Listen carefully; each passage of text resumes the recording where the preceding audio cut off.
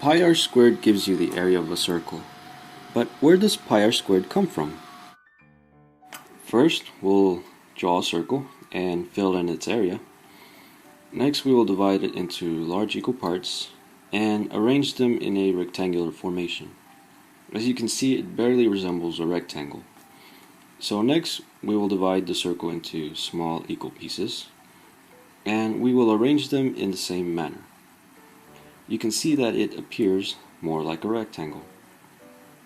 So if we divide the circle into even more smaller pieces, you can see that every time the shape becomes more like a rectangle. So how small must we divide a circle before we can get a perfect rectangle?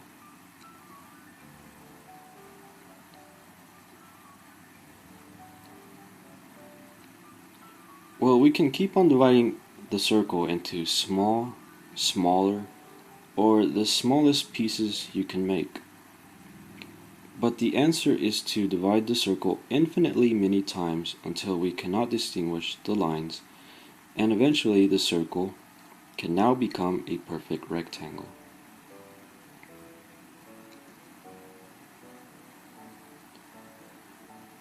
So, the area of the circle is equal to the area of the rectangle, which is equal to base times height.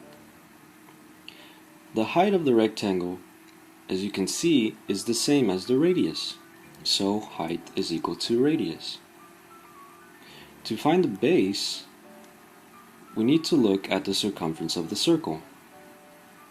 And when we compare the base and the circumference, we can see that the base is equal to 1/2 the circumference.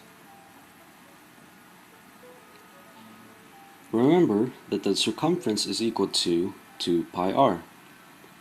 When we combine it with 1/2, the 2's cancel out, and base is equal to pi r. So now base times height becomes pi r times r. Combine the r's together and we have pi r squared, which is equal to the area of the rectangle, which is equal to the area of the circle. So pi r squared can be used to calculate the area of any size circle that exists.